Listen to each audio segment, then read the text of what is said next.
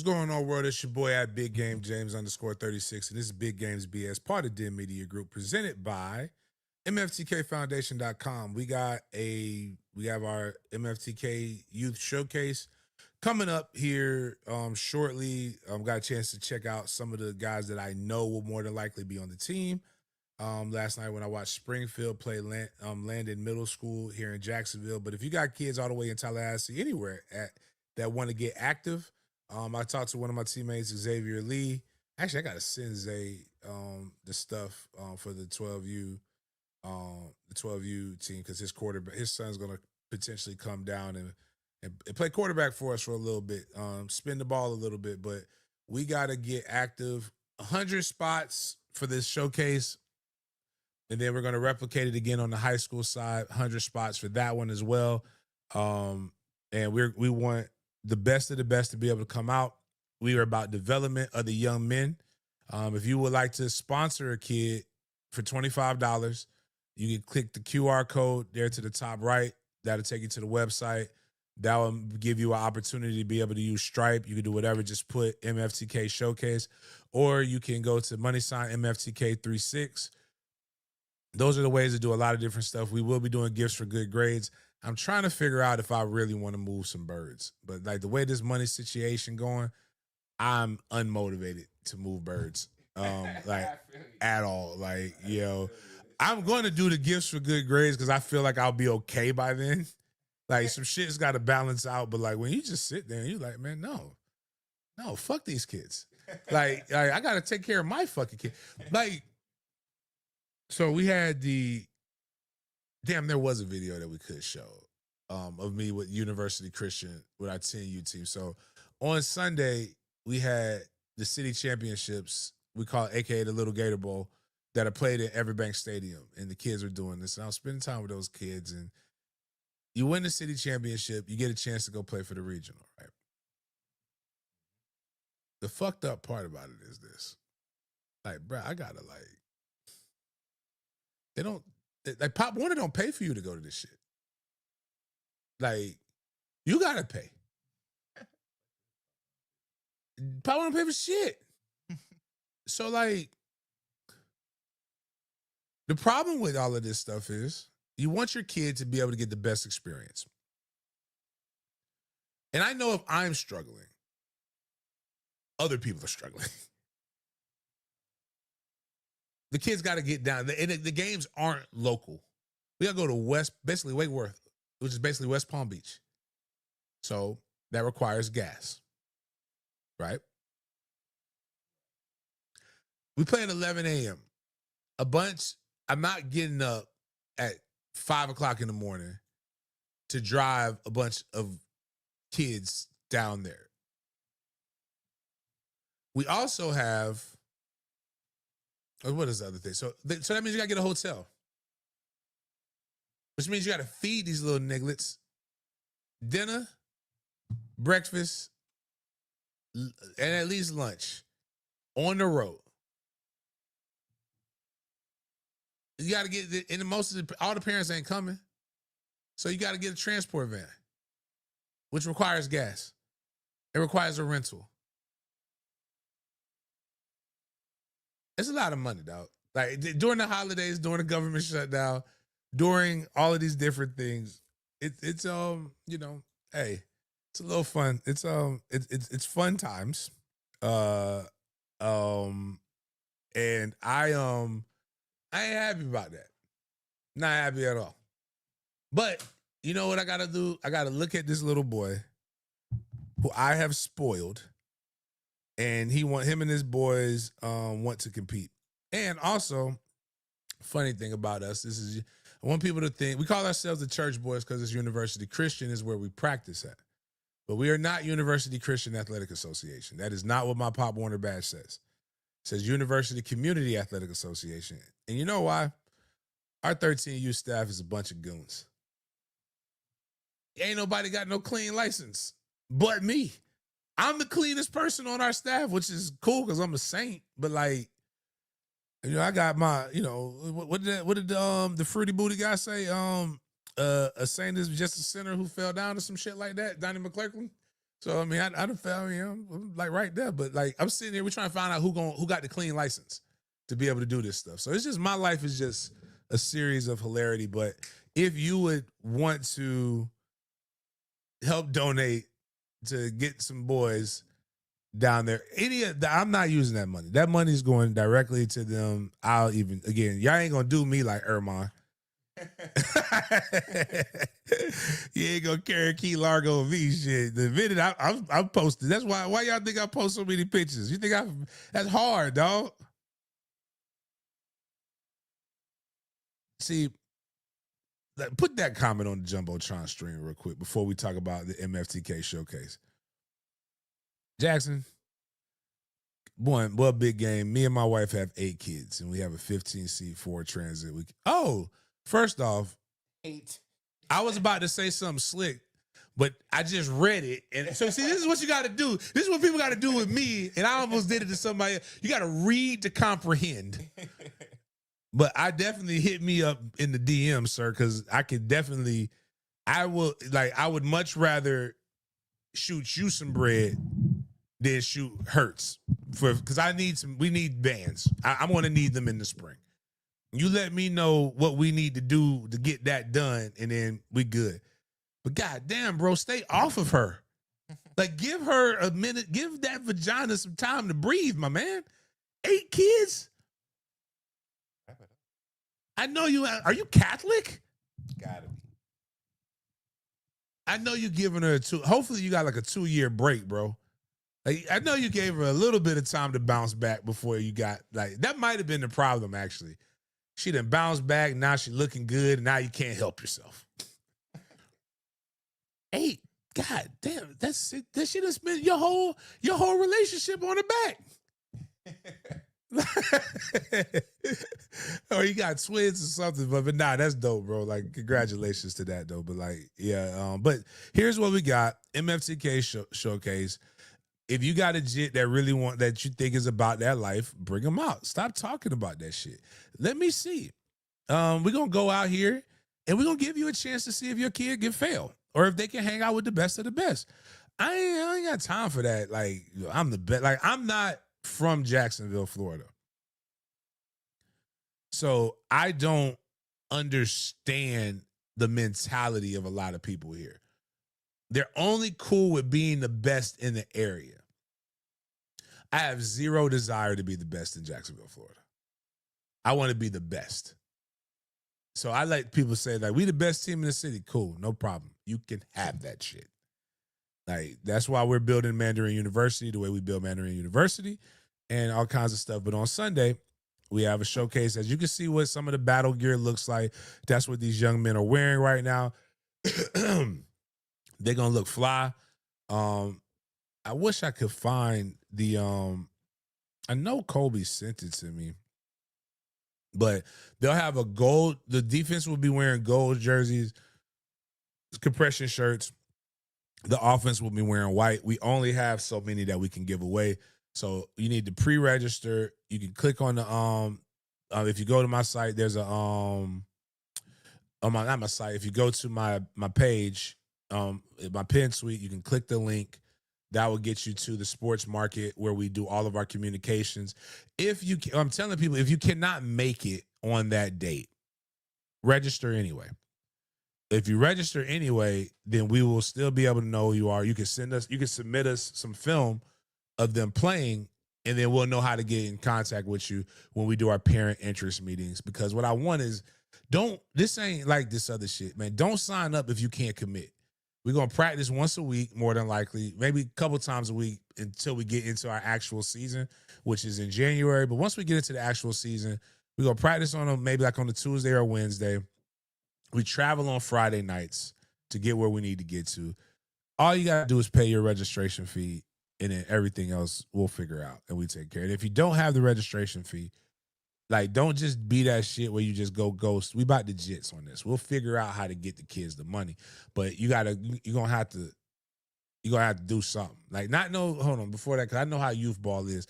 This ain't no Nate, I'm in a bind type thing. I don't mean nothing like that. You ain't got to, like, now the other coaches, I can't speak for them. I'm just gonna need you to retweet shit. I'm gonna need you to post shit. I'm gonna need you to actually go about the business that we need you to go about. So, but that's this Sunday. We want everybody involved. We want everybody getting active. Please, if you want your kid to be, again, it's even in Tallahassee. So if I got some people in Tallahassee that might not be able to make that trip, all good. So just do what you gotta do. But damn, I'm still stuck on these 8 days. 8 kids. That's whatever.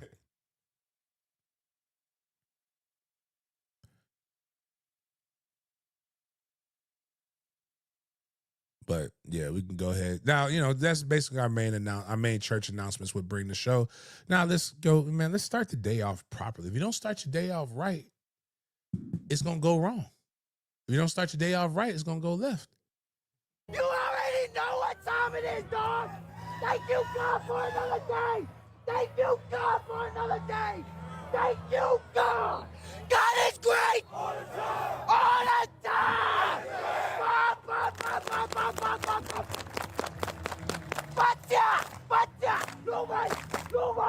Nobody wanna thank you, God. Thank you, God. Go. All right. Well, let me pull up pull up our Jaden notes. Guys, remember Jaden is studying for the LSAT. So make sure y'all look out for my guy. We kind of just did the MFTK Spartans thing, so we won't go back over that again. But we got our MFTK segments, Bad Max Preps ratings, Leon County football high school salaries. I guess I don't know what that's about, but we can talk about salaries for coaches in general. We'll talk about college football, obviously FSU. We'll talk about basketball. We'll talk about the CFP rankings, updated Heisman odds, potential bowl predictions. I know one bowl game I could tell you if it's accurate or not, presented by On3. Dabo goes on a rant. No, we got our NIL segments, Knowles in the league. We'll talk about the Jaguars. He doesn't have the trade on here. We got to find the trade that happened with the Jags. Maybe he does, but we'll talk about the trade with the Jags. We'll talk about Monday Night Football, Cardinals, other trade news in the NFL. We got a hymn moment. Dan, that'd be great. We had a hit like the hymns, the little pill that you could take. That would be a great sponsorship. A hymns moment. Teams undefeated at home, impressive quarterbacks. We got just a bunch of NFL. Then we got big games, BS or BS or bussing, NBA on NBC, and our OG Wildin segment, as well as any other different things that you want to. If actually at any given time on the show, if you do a super chat, you can dictate what we talk about. Because if you do a super chat, we're gonna talk about what you want to talk about. Like, you paid for that opportunity. So we do love the super chats, and remember, everything on this channel goes towards the MFCK Foundation and the causes that we have going on. And the main cause is I need a nice house. Cause I need a car. Cause I need this guap. But yeah, just let's go ahead and get started, Miles. Let's bring up these BS rankings in general, and let's rant about this. So my guy Kobe Wright, aka Bryson's dad, B5's father, asked a very good question. Maybe we could bring it up. I'll read his tweet, Miles. Pull up Max Preps, and let's just find the Max Preps. Type in Max Preps Florida high school rankings. And so that people can understand where the frustration comes. And it's not just Max Preps, it's all ranking systems. The rankings don't make sense at times. And I'll read about how like nobody, and the problem is nobody knows how this stuff works, and there's no real rhyme or reason between it. Colby asked the question, how can you be ranked lower than a team on max preps when you have a tougher strength of schedule and beat the team that they lost to? And your only loss is to the number 3 team in the country, the number 1 team in the state of Florida. So what he's discussing is, you still can't find it? All right, good. Oh, okay, cool. He's discussing the max prep rankings, and if you could blow it up a little bit more. So hands down, we shouldn't be anywhere. Like IMG is amazing. So and I'm not even IMG, Northwestern defending state champions. They beat Central really, really good. Cardinal Mooney, not mad at that. St. Thomas Aquinas, not mad at that. Shamadama Madonna, not mad at that. Reigns, I'm not even mad at that. Fine. Armwood, Buchholz, Bowles. Look at Bowles' record. It's 9-1. Okay. Scroll down a little bit more. Damn, we went down? Yeah, we went down even further. No, my bad. So Bowles lost. They're 9-1. It's the number 20, St. Augustine, who's 9-1. And it's their loss is to Mandarin, St. Augustine, who's number 17. St. Augustine beat Bowles, and Mandarin beat St. Augustine. And they have a better record, better strength of schedule. How is Mandarin so far is what Colby was suggesting. But it's not just that. I went on a rant, and now everybody's mad at me in Jacksonville. You know, the Northside Coalition. Blah, blah, blah. That 3-6 fat-ass fullback, blah, blah, blah, blah, blah, blah. He did that. Shut the fuck up. You're saying the shit with your thumbs. You're not saying it with your chest. That's the problem with America as a society in general. But attitude reflect leadership, and our president is very strong with his thumbs too. Mandarin has played a lot of teams on this top 25 list. And we're not, and this is Max Preps, this isn't the FHSAA one. Even locally, like Mandarin is the number 2 team in the area. If you ask me my personal opinion, because I don't really overall care, I will tell you Reigns is the best team in the city. Okay? But when you have a ranking system, and the ranking system shows you who beat who and good on good. And in that ranking system, in the top 10, you have Bowles, you have St. Augustine, you have Oakleaf, you have somebody else we played. Oh, you have Bradford. You know what all those 4 teams have in common? So when 4 teams in the top 10, 3 teams at least in the top 10 have a loss in common. One would deduce that team should probably be, like, let me rephrase that. If one team has a win against 3 ranked teams that you put in the top 10, and another team has no wins over anybody in the top 10 because they haven't played anybody in the top 10, one could argue that the team that's more battle-tested should be the team that's ranked higher. Now, here's how you can make your rankings make more sense. And this is why I would say, if your rankings are based upon teams' chances of winning a state championship, Reigns has the best chance to win a state championship in Jacksonville, Florida. Hands down, unequivocally. Is that because they're the best team? No, they have the easiest path. You know what Mandarin has to put in Mandarin's region are 6 of the top 10 teams in Class 6A. There's 4 fucking regions. So that's why Colby's a little upset, and Colby's saying the things that he says. But all in all, I don't care about none of that shit. What I care about is getting kids in college and potentially, trying to win a state championship. We could be unranked for all I give a fuck about. We just need to we need to continue to push, continue to pursue, and do better on the high school rankings because nobody knows, nothing makes sense. But I will say this on Thursday, we will have we will have the official playoff sheet for this year's high school football playoff. So that will be here. So make sure everybody checks it out. Make sure you check to the stream for Mandarin University's game to be. We'll know who we're playing. We will have it streamed live on Did Media Group, so you can check this out.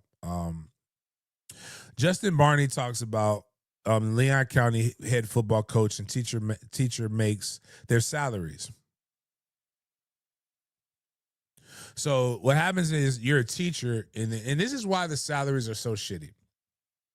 The teachers are negotiating it. It's not considered your job. It's considered a supplemental income. It's a stipend. So your salary is your teacher, so you have to teach.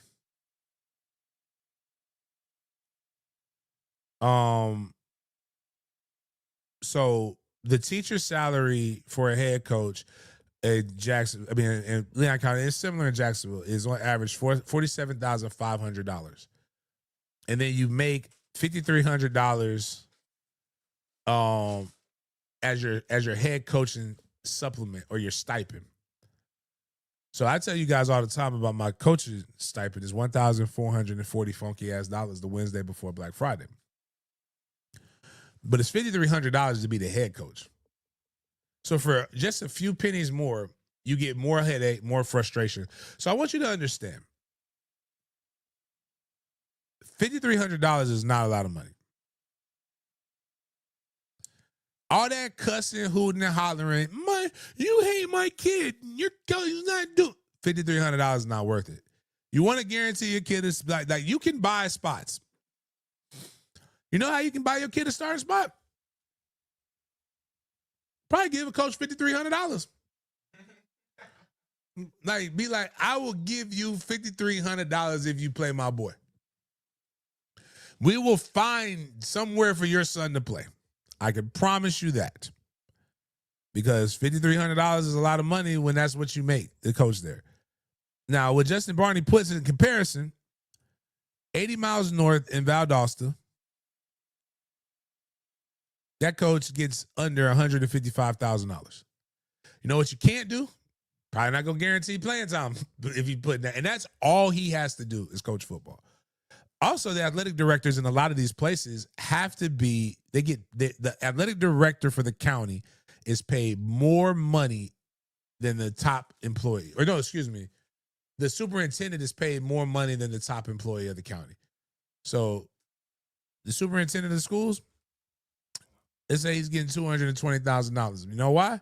Because Joey King is getting $219,000. Not only is the pay different, the facilities are different, the parental involvement is different, but the expectations are different. But here are the top paid high school coaches in Georgia.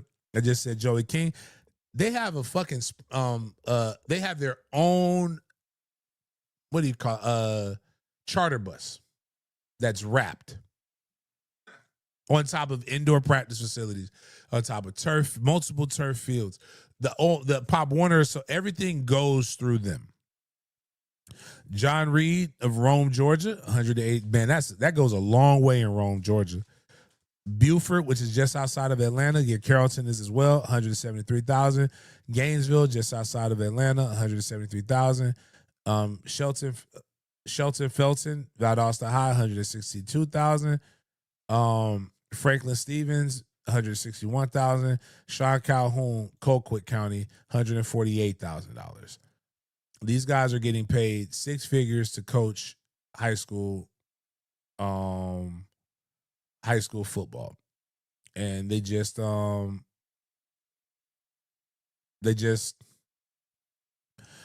doing a better job with the academic dollars.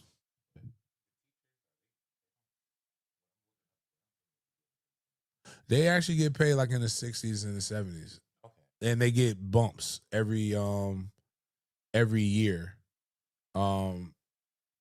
And a lot of these coaches don't just coach football. They coach other sports. So like that they'll get like their assistants. So like there's a lot of money that could be made in high school football. But I don't want to like hold you too much. Like, I don't know, what is the Duval County? I think our supplement's more than 50. Well, I think Toby, I don't want to get into my dog's business. You know what? I'm over here about to Google. Google's not even the best thing. Chat GPT or AI is the best thing to type in because they'll give you a whole bunch of different sources too. Like a lot of people don't like sources. How much is the head football stipend make in Duval County? My stipend in Ponte Vedra was a lot better too. As well as in ooh.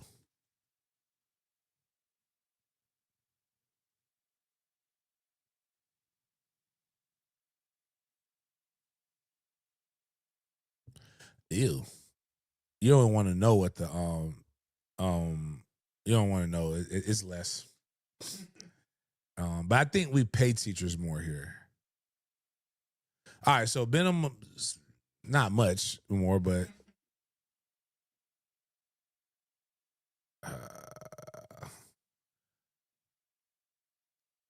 this is crazy.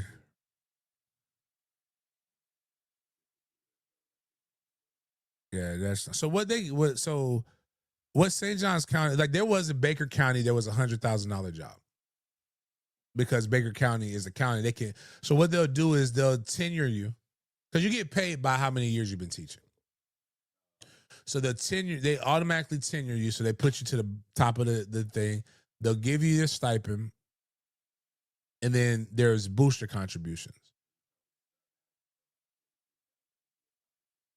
Yeah, like yeah. But like if you've been coaching, if you're a head coach, you've been teaching for a while. Yeah. So like you probably are in that, like I think I was looking at 47, 48, between 48 and $52,000 range. I think you can. It's that way different than privates. Bowls is like a close to a 6-figure job when you add all of the stuff to you. You know, because like my guy, he lives on campus. They have dorms at Bowls. No, no, I don't want to work. And it's just it's a lot that goes into that. Like I don't like again. I don't. Darling, I never dreamed of labor. Like it's cold as lot ever. But like a lot of people. But again, I want you. I'm stating this so that people can know the amount of bullshit that we go through for the little bit of money. Like you gotta like kids to do this shit, because like you're not going through all of this dumb shit. Just go to Georgia and work there if you. I there's a lot of opportunities that I've had that would not have led me down to the road I'm at right now. But sometimes I think like, did I make the right choices? I could be like the money they're making in college now. If I would have been able to see into the future, I wouldn't have give a fuck about a family. I would have been making $500,000. I would be, and I'm the type of person that finds something. Like I am competitive with what I want to do, but I don't have no problem being a role player. Like one of my like people talk about the Bible, like and they talk about all these other stories of like the coldest story is David's mighty men. David had some fucking goons rolling with him, dog. Like stone cold killers and fornicators.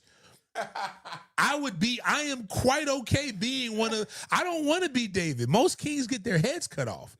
Yeah. I'm cool with being one of David. The only person I don't want to be is Bathsheba's husband. Because that was one of David's rounds. Because clearly David, I don't want David around my old lady. Yeah, nah. He gonna get you killed and then knock her back out, blow her back out, while you over here dying. But like Abishai, Asher Hill, like no cats was goons, dog. That's what I want to be. So like I would be the coldest running back coach in America. And they'll be like, James, you don't want to do nothing else. Why? An expensive, you get a credit card, so you get expense accounts. You get all your gear. Like you don't need clothing. They give it to you. You get access. You're on the road, so I know them guys got to be ambassadors at some hotel because you pick the hotel you want to be in. You're renting cars. You in and out of different cities, man. Like you vibing. Like you're around football. Like I would in recruiting. I would never miss out on a recruit. I have never made $500,000 before. I would keep 50K on me at all times in walking cash. Running back coach Frank Wilson, 5 million. Bruh. And then you know what happens when you get fired? You gotta pay me. So like right now, I would be at LSU. You think he's sweating life? You gotta pay him all. And how many years is his contract? It's a minimum 2 to 3 year contract.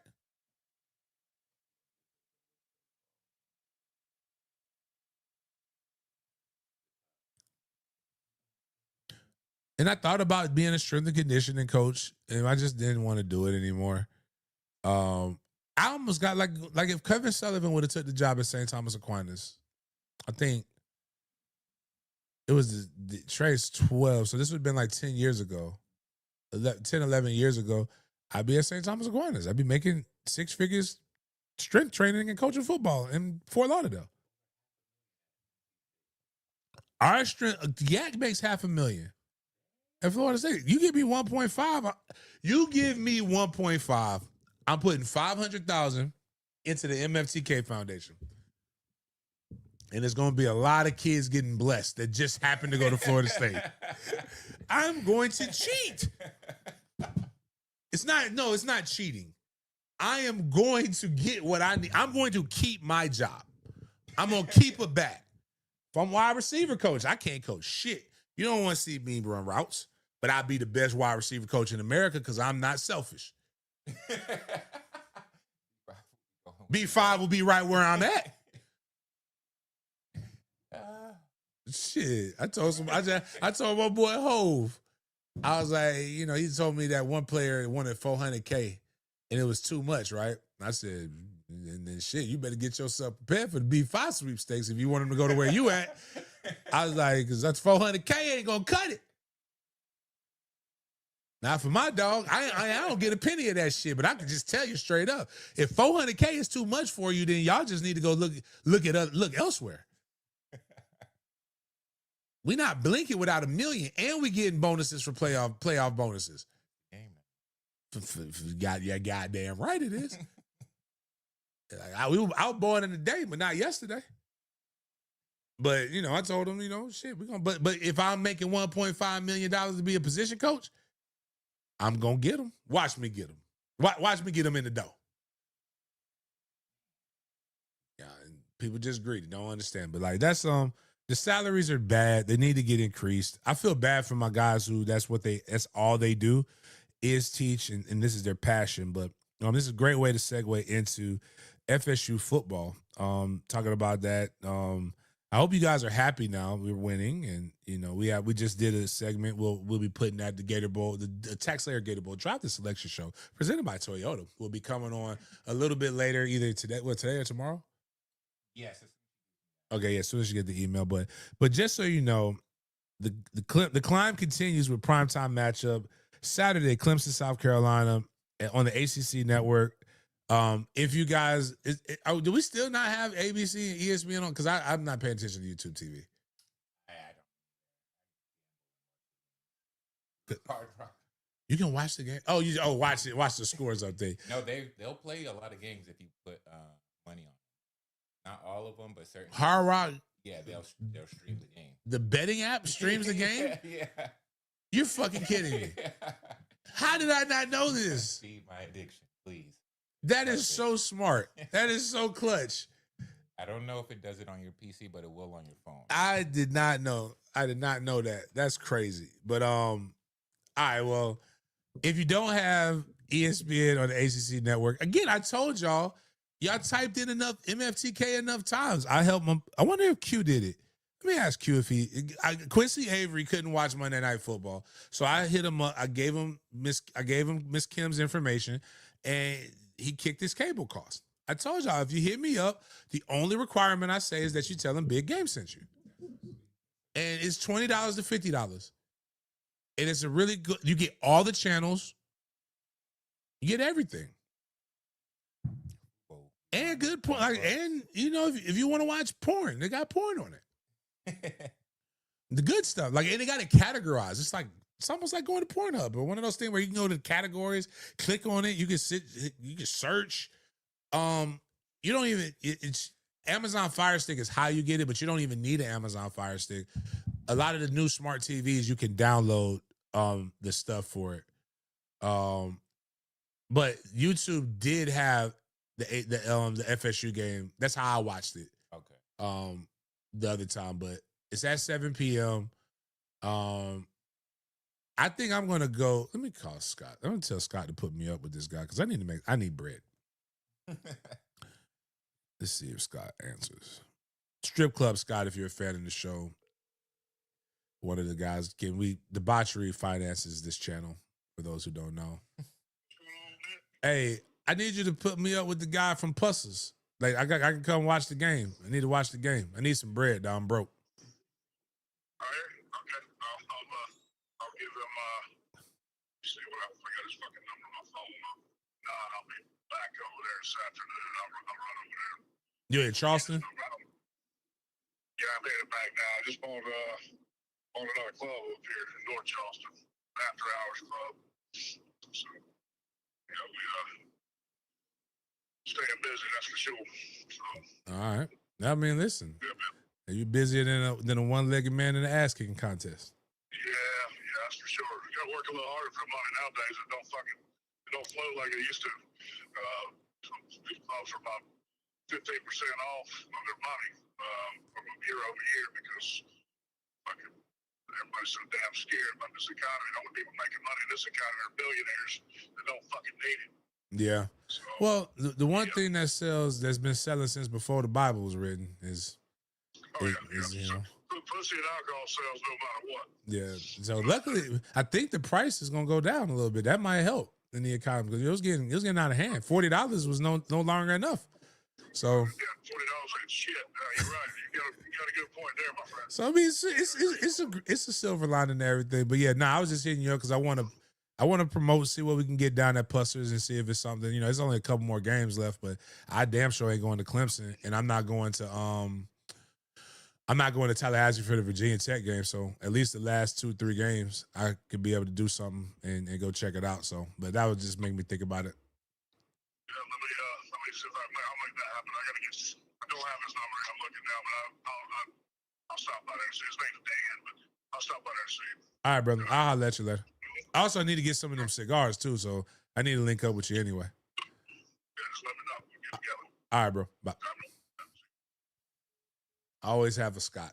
It's very important to have a Scott. So we'll probably be having a watch party in Ponte Vedra at Pussers. It would be great if we can get a bunch of black people down there to scare the whites and my whites to come down there because y'all are colored too.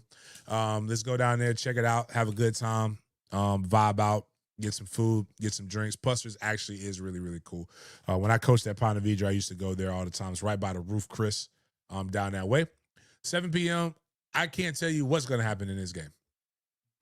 Two very unpredictable teams that should not be what their records are, which is probably why it's a primetime matchup because they both suck. If they were both good, they would be a primetime matchup.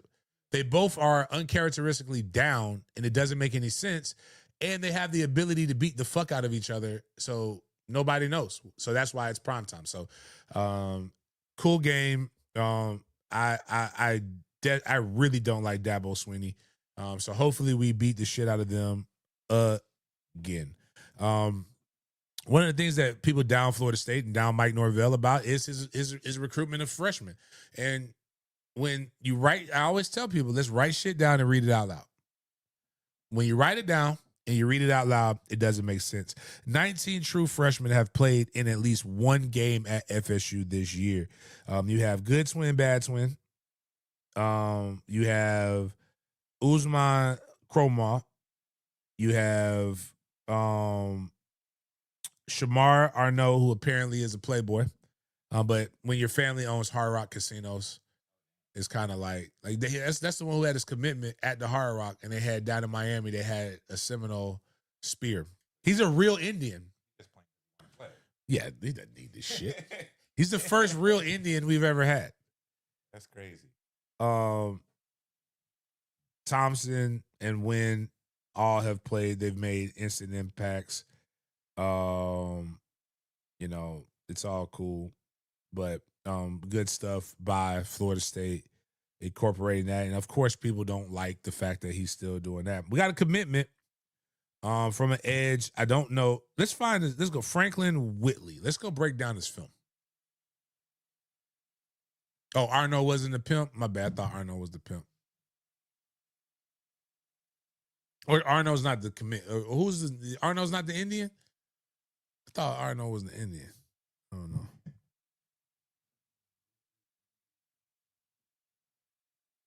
So yeah, so like a lot of people, he's only a 3-star. Like, okay, man, whatever, dog. Let's see if the 3-star is nice. There are some qualities that we'll see. Obviously, they got to get their bread, so they got to do the fucking.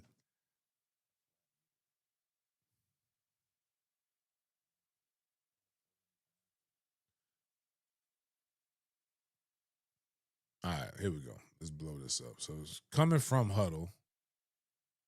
There's no way to blow it up.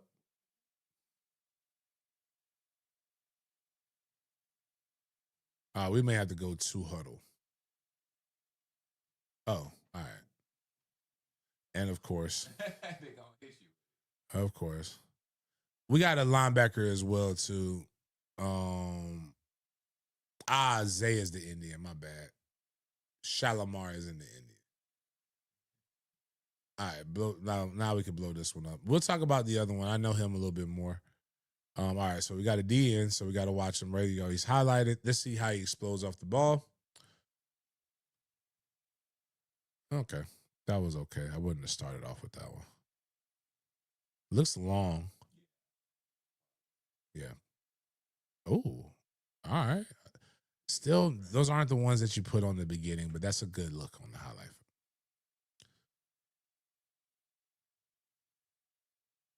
What's his measurables? Because this is kind of he's reminding me of Bad Twin right now.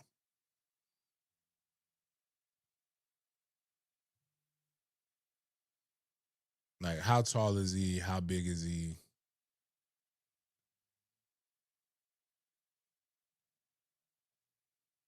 All right, so, it's 6'6". Oh hell yeah, 6'6". All right, never mind. You said everything 6'6". Is he big? I mean, does he have girth? Is he 6? We see he's long, but does he have girth? Is he's? I mean, 6'6". If he's 6'6", 240 or 6'6", 250, I'm sold. I'm sold on him. Can he bump down to the inside? Ooh, all right. Now that's the first play right there. That should have been his first play. All right, now we got him back at end. They got him playing a 4. Very disciplined. Very disciplined. I'm not gonna hold you. I'm not overly. That's that, bro. You gotta line your shit, your highlight film up better than this, dog. Like his highlight film, like he's got some plays where he shows. I need to see burst and explosion. That's 265. Oh fuck yeah, never mind. I'm good. Like he's a 3. He is a true 3. He's a 3-4 DN, a 3-3, an odd man front DN. Cool. I'm good. So fuck all what y'all other people think about the stars. I also saw him stun on the inside, being quick enough and strong enough to be able to not be hit. That's what we want. We also got a linebacker / safety from out of Gaston County that was committed to Arkansas that we thought was a silent commit all year anyway. So we got guys that are going to make. We got dogs. So, and that's Dalen Green. Shout out to him. If I told you, what if I told you? That's the kid we were just talking about, right? Damn. So we got another. So we got 3 3-stars yesterday. Another one. Franklin. All right. I can tell you Green's a dog, straight up. I don't know who this guy is. Let's find his film. I'm cool on Whitley. I have no problems with that. You got to fill your roster, guys. Like we just looked at Miami's thing in air. I thought Miami's O-line was full of 4 and 5 stars. And it's not. It's full of body types. They have a couple of them, but their guys are developed. Like you have to eventually develop. And again, look at what we talked about with the Twins. Good swim, bad swim. Yeah. I think we can't get that. Angelo put Smith. Do I think we can get the other Arkansas linebacker out of the portal? Yes, I do. All right. That's fine. I would like to see some more current shit, but like I'm really fucking tired of these because I'm almost ready to buy a service where we don't have to watch commercials on Huddle. All right. All right. Who am I watching with this? Ooh. We both said the same. Footage. Close shot. Discipline. I like that. That is close. That's a mama cam. Yeah, for They ain't give a fuck about nobody else but to.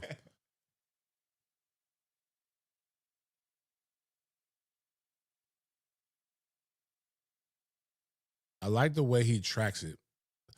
I just don't think kids who are helping you guys make your highlight film. Like I'm only watching this because of like if you weren't committed, I'm not recruiting you off of this.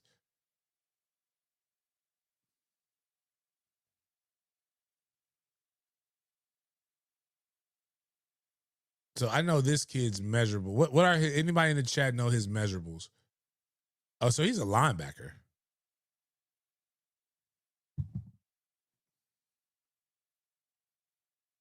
Yeah, I'm with that. Okay. He's a linebacker. I saw him cover. I saw him come off the edge so we can actually use him and say, oh, okay. Great angle. Great angle. Damn, got lost behind the ugly fullback. But we knew he was going to make the tackle or it wouldn't be an highlight film. All right. Boom.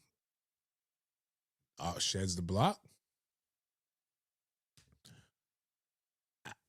I would want him at Mandarin University. I can tell you that much. Beats two blockers to make the tackle. 247 says 6'4", 236. Fine. Boom. Fuck it. Send him in. Get the fuck out of here, man. What the hell is wrong with you people? We need depth. He's a guy who could be, you could put him he's James Williams, like the kid that we got that actually made some plays last week, the white boy. But he can also play linebacker if we needed him to play. Look at him. He's pretty athletic. I wish he had more of a burst, but that's me looking at his film because there's people who told me that Bryson is slow. And I'm like, but Bryson ain't never been caught, so how slow can he fucking be? Right. So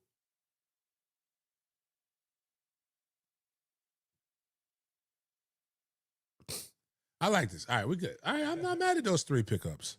I know the kid from East. Hold on, let me. You know, I can give you guys shit that can't nobody else give you, though.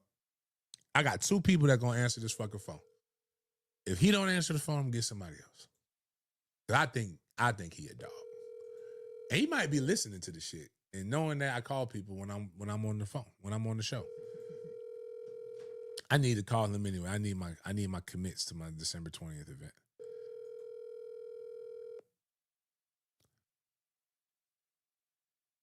I'm trying to get the fan base excited. You trip and trap. Let me see. I got juice. Okay, that's what I thought I had to say it as. Somebody gonna answer my motherfucking phone call.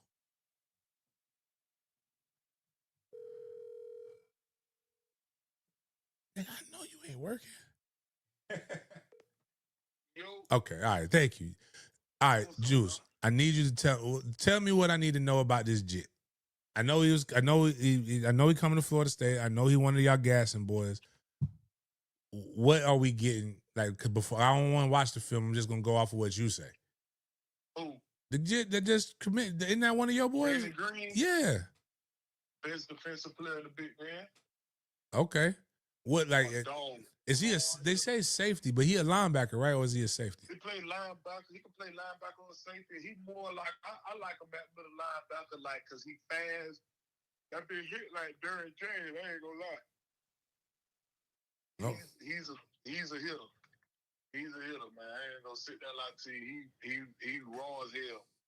That's why I was telling them. I see they got 3 stars. So I didn't know who the other 2 cats was. And I just said straight up, just off the, I said, he a Gasson kid. I know he good. I like him. I like the lineman. Hell, I like the one that y'all got going to South Florida, too, or that was committed. That man, I ain't gonna sit there like to you. Florida State, Coach Hands, love him. I told Florida State, I don't know why they ain't take a jab at him. I don't know. I honestly don't, bro. I really feel like though he can go and play at FSU. I'm gonna be honest with you, bro. I don't know why we do a lot of the things that we do the way we do it, but it just, hey, I just tell them at the end of the day, all I'm going to do is critique the product. And right now it ain't that. It was, yes, last week helped a little bit, but they got to change some shit. But like, if they winning, I'm cool. They ain't gonna hear my mouth. If you losing, you gonna hear my mouth, especially if I can help you get some kids in there. So, but yeah, I like Jalen though. And I just want to make sure that I wasn't going crazy. Got you. I'm trying to get my damn line. I'm trying to get my damn 2026 corner. He plays safety. He fought right in 2 of the ACL twice though, man. That shit kicking my ass getting him home. Shoot me his measurables. All right, and I got some stuff. No, I'm saying I'm gonna forget. I'm recording. I'm gonna forget that shit. So like, and then I need my guy. I need you the guys that we gonna have on the 20th. Because I gotta get them an edit. We want to start putting out the stuff on the for who the kids who are coming. Like your nephew. Even if he played for Raw, it don't matter to me. I know for a fact he gonna be out for the first part because he got injured at the last probably like 2 plays before the last game of the season. And, he gonna be out for probably like a month just to get himself together. The doctor want to take it easy on him. I don't care if he don't participate. I just need him to say he coming. Oh, okay. That's all. He can come in sweats and just hang out. That's all. I don't care about that. That we trying to develop. That's all we're doing, man. It create the event. That's all. That's what it is. It's about making sure that all of the national people come, so that all the kids. So if it ain't about him per se.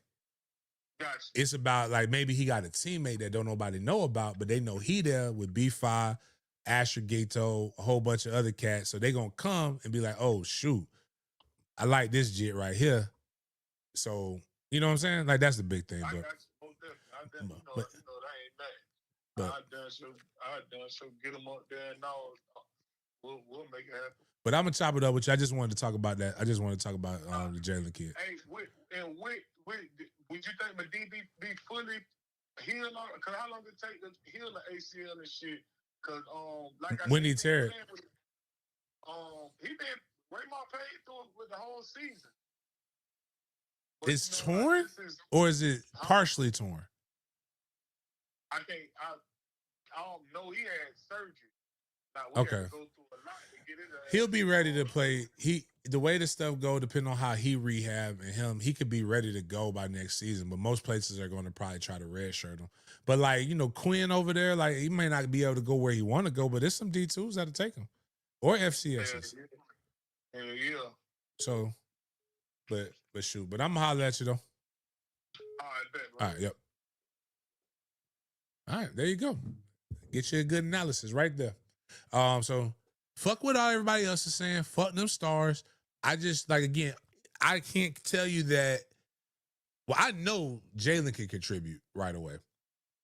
I like the other guy that's we says is an edge, but it's probably going to be more of a. He's an outside linebacker in the 3-3 stack scheme. He's really like a stand-up defensive end. He can bring you pressure. He can also drop back into coverage. He's a jack. In today's scheme. And then shit. The other one is 6'6", 260. Motherfucker go eat like I told y'all the story about what happened when I started eating 3 square meals and snacks. It's gonna be 275 before. Like we also seen it with Farmer. Y'all realize Farmer came to Florida State like 6'4", 230 something pounds. And the bitch left as a D tackle. Like all I got to do is see the boy head. If I see his head in his hands, I'm gonna tell you exactly what's gonna happen. If a motherfucker got a big head, like the defensive end now, Daryl Jackson, he was the same measurables. But if you looked at his head and his hands, you knew the motherfucker gonna be big. That's all you got to do, bro. Like y'all stop. Like we do want some of the ready made players, but some of these 3-stars are 3-stars because they didn't get the look. So I ain't mad at those recruitment. Like they're recruiting body types to prepare for depth. So that is just as important, especially when they pan out. So that's all 3. Why do I feel like we're missing something Florida State related? Not just that. Oh shit. Yeah, and we got the Spanx lady came to the game last week. If y'all don't know, the lady who created Spanx, the reason why so many of us men are blessed now. Because we get a chance to walk. Now, also the reason why some of our eyes are fucked up. Some of y'all shouldn't be wearing Spanx and tights. Some of y'all, God bless. Appreciate you. Thank you for your cervix. But she came to the game. We've been trying to get her back incorporated into Florida State, and it is a dope thing going on. So we had that. But Luke Locks officially won in an exciting manner. It looks like we beat up on another HBCU. Is that what I see? Yep, Alcorn State, 108-76. Oh, we can talk about Angelo. Do you want me to talk about that? So Angelo said we did have fuck basketball. Y'all can go get some shit else from basketball. But I talked to Thomas's people. I also talked to us.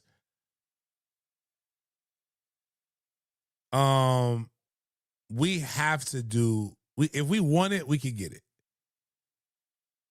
But for some reason, like I mean, it maybe they have guys that are great to hire, but for some reason, you don't want to take that low hanging fruit. But I do know that they were there, and the decommitment from Ohio State just came from because they just wasn't feeling comfortable with the with everything. So it doesn't mean he's coming to Florida State, but I will tell you that there's a chance. So, which I think is awesome. I would love to see him there, but we'll probably talk more about that and the recruitment stuff on Mark Rogers tonight, because this is not an FSU podcast. We just talk about FSU from now, but we will have that available to you for you to be able to hear on Dead Media Group later this afternoon. The initial college football playoff rankings have just come out, and Florida State is not in there. It's not Coach Hand, Angelo. He actually absolutely loves Coach Hand. Florida State's not in there. Miami is in there, but right now, a couple teams are outside of the CFP. In order to be guaranteed a spot in the CFP, you have to be in the top 10, ranked in the top 10, unless you're a group of 5, the group of 5 contender, and nobody is ranked. No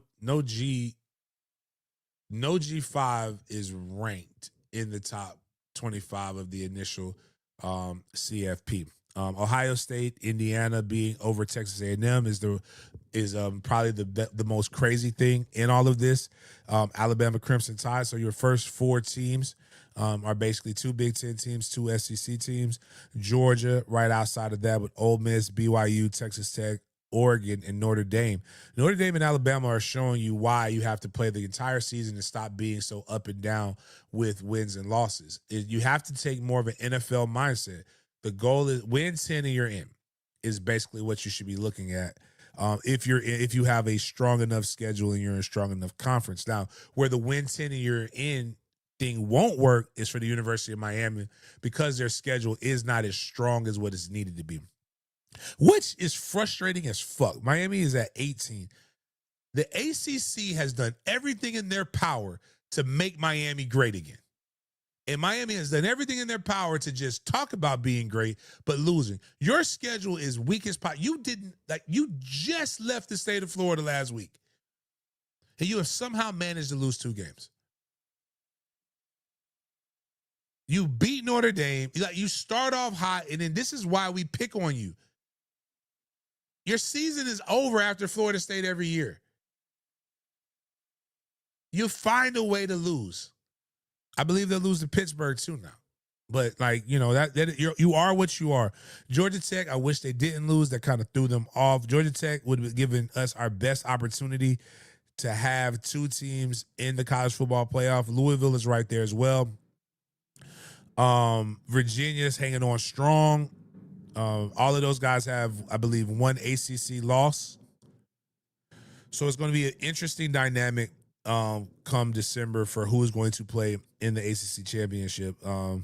But all this means is we may have some really, really good games or good opportunities of teams to pick from for the Tax Slayer Gator Bowl played on December 27th on ABC at 7:30 p.m. But you'll get a chance if you listen to this show. You will have a chance to win Mac Daddy tickets, and it'll be extra crazy, extra dope because you'll get end zone seats, and you'll also get access to all you can eat, all you can drink beer and wine, as well as sodas and things of that nature. So we'll have all of those things going on, and you will also get no better coverage than what you will get here on Dead Media Group, as we will take you behind the scenes at practices, getting interviews, as well as going on different trips with the guys as they go on the boat, as they go to Top Golf with the Tax Slayer Gator Bowl. Updated college football Heisman Trophy odds per On3 with BetMGM after week 10. Julian Sayin from Ohio State is the leader. Fernando Mendoza plus 22.5. Ty Simpson plus 350. Marcel Reed. Basically the top four teams that are in the college football playoff, they're quarterbacks. Along with Gunnar Stockton and Diego Pavia. If Diego didn't, I think Diego's hurt for the rest of the year, right? I believe he got hurt in the game. Trinidad Chambliss, just a cool ass name with Ole Miss. Jeremiah Smith, the best player in the nation, plus 4,000. Dante Moore, plus 4,000. And Jeremiah Love, the running back for Notre Dame, coming on strong toward the end of the season. Depending on how his season ends, will depend on. That's probably one of the first running backs that I would like to take coming out of the draft. Good ball player. Hold on.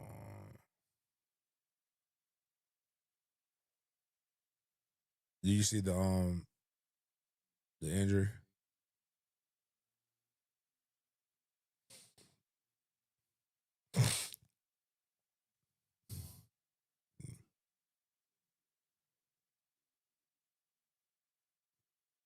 Gotcha. Well, let's go look at some of the bowl projections for college football presented by Brent McMurphy. I'm not mad at these. When is the Gasparilla Bowl?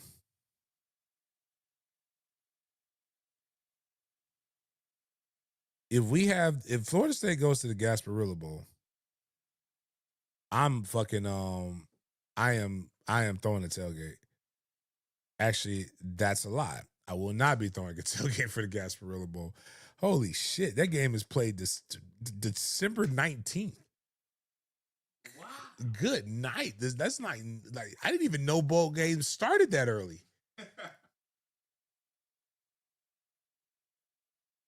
That's the day before our high school football showcase. So I will I might go to it, but I'm probably not going to see it. But right now they're saying Florida State versus University of South Florida. In that game does absolutely nothing for us. I do not want to play in that game. You lose to South Florida, it's gonna look bad. Play somebody else. Put somebody else in that bitch.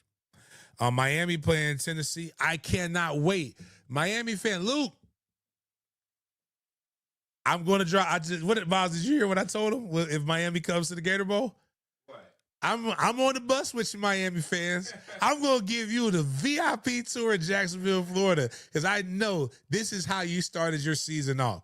You said, I want to play in the Tax Slayer Gator Bowl in Jacksonville, Florida, so that Big Game James can take us around. Miami fan, there's not a podcast you can listen to from Miami that'll give you a better. What's my guy? Hey, Underwood, Cam. Come on. I got you, dog. Hey, Cam, I will make sure. Matter of fact, if you need to, I'm going to look at the Miami proposed credential list. I'm Cam Underwood. This is what I'm going to do for you if Miami makes it. I'm going to ban. You tell me who you don't rock with. Matter of fact, I'm going to show because I think we come on right after Miami today with Mark Rogers. Cam, you tell me who you don't like, who your ops are, and I'm going to block them. Okay? My guy, Terminator, my guy, hey, you said my tailgates was BAP. You better apologize if y'all come to the Tax Layer Gator Boy. Your ass ain't getting credentialed. Don't believe I had that power. You don't run. I run shit. You just live here. Y'all gonna have I'm gonna hang out with Mario. Mario, we're gonna go to 90 miles from Cuba. It's a good little Cuban restaurant. Actually, no, you gotta go to St. Augustine. St. Augustine got the best Cuban shit, bro. Like I promise you, dog. You and Polly Pocket gonna have a great time. What's your Maribel? They have a phenomenal time. I make sure I take care. Don't worry about. Don't worry about. Take care of everything. I take care of everything. Don't worry. Don't worry about nothing. I'm gonna dress up like Sean and Marlon Wayans did in White Chicks. Not for the white girls, but in the beginning of it, when they were like, uno, dos, tres, cuatro, uno, dos, tres, cuatro, uno, dos. That's gonna be me with Miami, making sure you guys feel at home. Because this is the best bowl game that you've been to in 22 fucking years. I want you to remember it and savor it, because when you lose to Tennessee in the bowl game, I'm going to do a cinematic recap. And it's going to be splendiferous because we know you guys can't win bowl games either. So it's going to be your best seasons that you've had in the last 2 decades have ended with a loss to it was not the Mormons. Dion got his ass raped by Mormons. They lost to somebody that they shouldn't have lost to last year in Dallas, I think. And then you're going to lose to Tennessee. And I'm going to have a great time. And then you're going to say, well, we beat you guys. Yeah, you did. But you lost to them too. Like, multiple things can be true at the same time. Vanderbilt versus Nebraska in the Music City Bowl. I don't think Nebraska lost their quarterback. They ain't going to that shit. Oklahoma versus Iowa in a bowl that nobody cares about. Texas versus Michigan. I'm going to get my boy for the Cheez-It Bowl. Hove, I need your help with that one because I want to be there. LSU versus Kansas State in the Liberty Bowl. I doubt LSU goes to any bowl game. So fun, all jokes, but there's more bowl games. My favorite time of the year is bowl season. I think not enough people really like bowls like they want to because everybody has got into this mindset of a national championship or bust, and that's just not realistic. Some of y'all don't even know. You weren't even alive. Like, we weren't even allowed to hang out with each other the last time some of y'all teams won a national championship, and it was fictional at that. They used to have to ask it used to be a week, and just like you guys have lessened what a bowl game is, and it's good. We start off every day with a prayer. Y'all pray for Dabo Swinney. This is why Dabo is going through a storm right now. God sends his strongest soldiers through the toughest challenges, and Dabo is melting down. They have the Pop-Tart Bowl, Grill Master. It's 2 women. The Pop-Tart. No, it's not a Pop-Tart Bowl. It's a Cheez-It Bowl and a Pop-Tart Bowl. It's 2 different ones. Actually, I think now that you mention it, the ACC has the tie-in to the Pop-Tart Bowl, not to the Cheez-It. The SEC has a tie-in to that. But let's listen to what Dabo has to say about college football officiating, and he's probably going to get fined for it. But let's talk about it.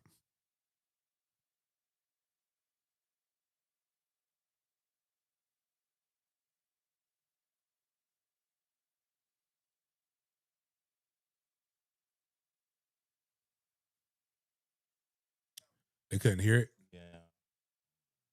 All right.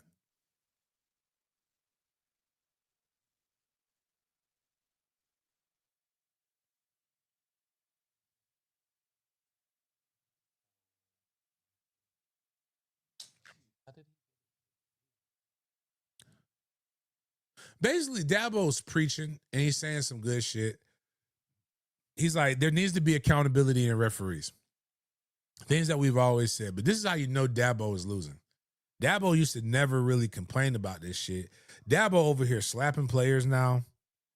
Dabo got a lot of stuff going on, man. He need to get his life right with God. But he says, in the meantime, we got gambling issues going on and people are being suspended. Refs are people too. If they are a part of the game, they ought to be a part of the accountability and consequences. Still can't hear it. But now I agree with what Dabo's saying as far as the accountability needs to be had.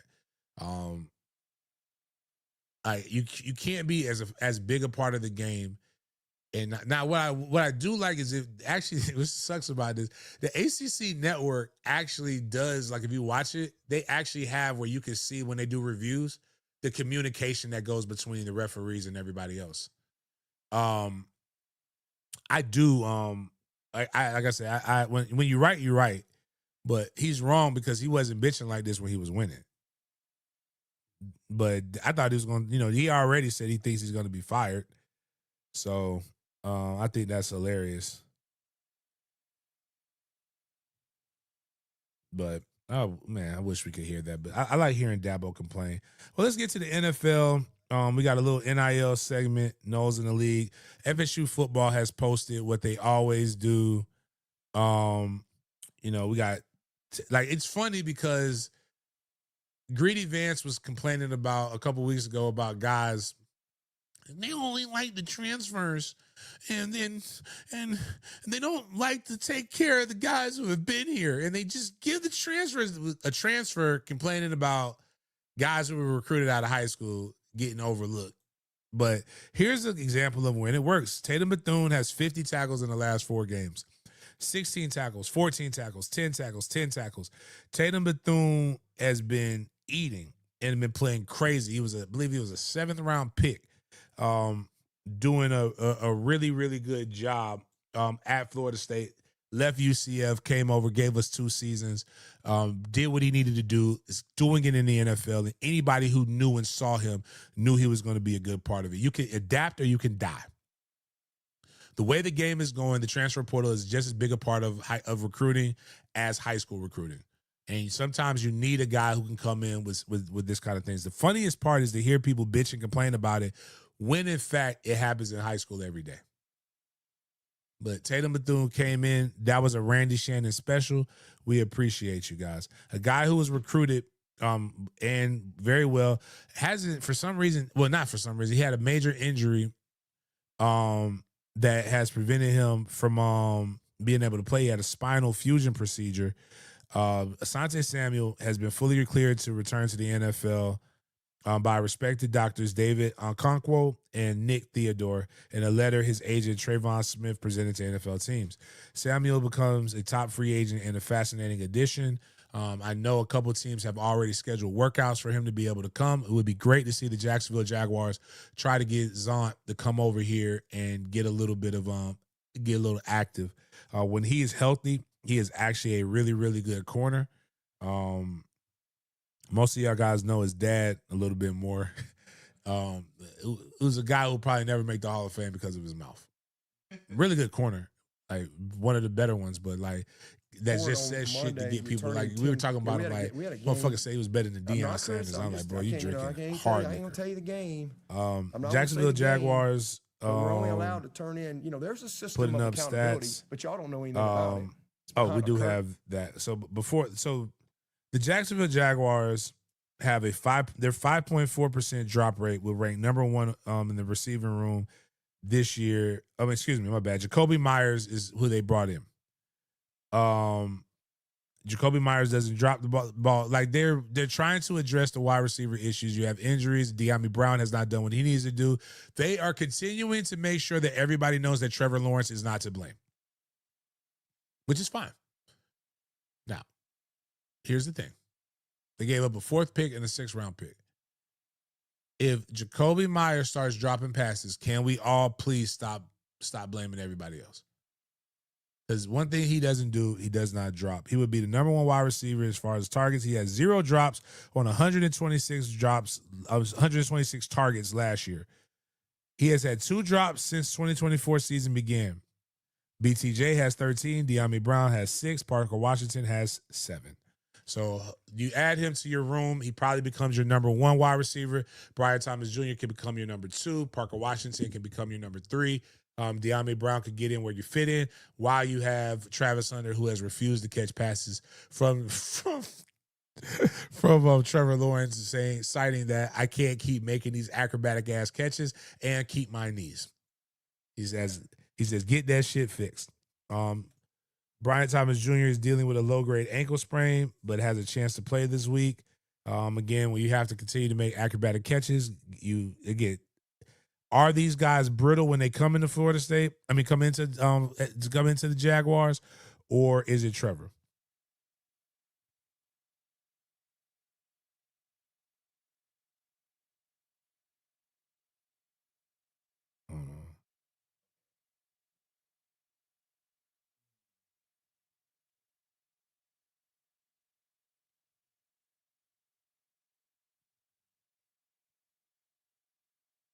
Oh, that's something. All right. Monday Night Football, Cardinals beat the Cowboys. In a game I did not watch because I just did not do what I'm asking y'all to do with Miss Kim. So, but if you aren't having an opportunity to watch Monday Night Football, here's a great opportunity. Cardinals take down the Cowboys and they 3 total touchdowns from Jacoby Brisket and the W in Dallas. So 27-17, and the picture of my guy who looks like a blackface character is insane. But that's one thing. So we talk about that. Maybe some other. Let's talk about the box. Once you do that, 3 and 5 teams. Jacoby Brisket, 21-31, 261 yards, 2 touchdowns. Amari, I don't even know how to say that guy's name. As far as rushing goes, 14 carries, 79 yards. Blackface, 7 catches, 7 catches, 96 yards, 1 touchdown. Finally becoming that dominant guy that we all know he can become. Looks like it. Yeah, I don't know, man. The Arizona defense recovered 2 fumbles. I'm trying to look at some other stuff. 1 interception, so they won the turnover battle. And let's look at what the Cowboys did with their fight. Dak Prescott was 24-39, 250 yards, 1 touchdown, 1 interception. He was sacked 5 times. Javonte Williams, 15 carries, 83 yards rushing, did his thing. Dak Prescott, 4 carries for 34 yards. CeeDee Lamb, George Pickens the Cowboys did well enough to win, but they lost 2 fumbles. George Pickens fumbled twice, only lost 1. Javonte Williams fumbled. He fumbled, and I think he recovered one of George Pickens as well. The defense got no interceptions. They just did not look overall great. Let's look at some of the team stats here, and we'll get to that next level passing chart here in a second. Yardage offensively similar. Passing yards, not very much difference. Rushing yards, not very much difference. Turnovers was where it came into and top. The turnovers caused the Arizona Cardinals to get a little bit more top than what the Cowboys did. The D was good enough, and the top took them over the top. So those are the things when it comes to that. Next gen stats is what I always like us, and I always encourage people to look at when it comes to that, so that you can see the way the receiving game is. Now, I'll say this: Jacoby Brisket did fling that bitch a little bit more down the field, which is still only 10 yards or more. So they had 1, 2, 3, 4, 5, 6, 7, 8, 9, 10, 11, 12, 13 passes down the field. That means 18 were under 5 yards and behind the line of scrimmage. Just looked like what they were giving them was a little bit different. But his 21-31, that puts him in the 66% or higher range. Really, really fucking good when it comes to being efficient. In the game, in 3 starts with the Cardinals, Jacoby Brisket has completed 65% of his passes, thrown for 850 yards, thrown for 6 touchdowns, and rushed for a touchdown. The only NFL quarterback to do that over his first 3 seasons with the team was Kurt Warner with the Rams in 1999. and this has been tracked. This is since 1950 when stats were first tracked. So that is pretty impressive. And to answer that might answer your question, Miles. Is Kyler Murray the problem? Yes. Little Oompa Loompas do not belong at quarterback. Sources: Kyler Murray and Cardinals have consulted with multiple doctors on his foot injury and have been told timetables for recovery have been anywhere from 4 to 8 weeks, with an increased chance of setback until it's properly healed. Murray now has more time to heal. They are not going to yeah, no rushing back. Might be done. More trade moves in the NFL as the trade deadline was there. 2025 NFL trade tracker. You had cornerback Jair Alexander going from the Ravens to the Eagles. Running back this is all year. Tank Bigsby going from the Jaguars to the Eagles. Javaris Brownlee, formerly Florida State and Louisville, from the Titans to the Jets. Tyson Campbell went from the Jaguars to the Browns. Michael Carter went from the Jets to the Eagles. Safety Kyle Duggar went from the Patriots to the Steelers. Joe Flacco from the Browns to the Bengals. And here's where it get crazy. Sauce Gardner, after them getting lit up, not thinking that it's the 6 turnovers at the quarterback that the offense gave up. So they went and traded for what they needed to. The Colts traded 2 first-round picks for Sauce Gardner, so that he's an Indianapolis Colt. Gilman with the Chargers went to the Ravens, upgraded. They got better at linebacker and safety. The Titans are doing a farm sale right now because they got rid of their corner, going to the Rams. Wide receiver John Mechie went to the Jets from the Eagles. Jacoby Myers, Raiders to the Jags. A.D. Mitchell from the Colts to the Jets. Greg Newsome, cornerback. That's what we got already from the Browns to the Jags. OY went from the Ravens to the Chargers. Trying to figure Jalen Phillips, linebacker, went from the Eagles getting better. Trying to see if there's Cam Robinson. They've been made that trade. Quentin Williams and Logan Wilson going to the Cowboys are trades that definitely made them better. But the Quentin Williams trade, a lot of people have been wondering why the Jags didn't make that.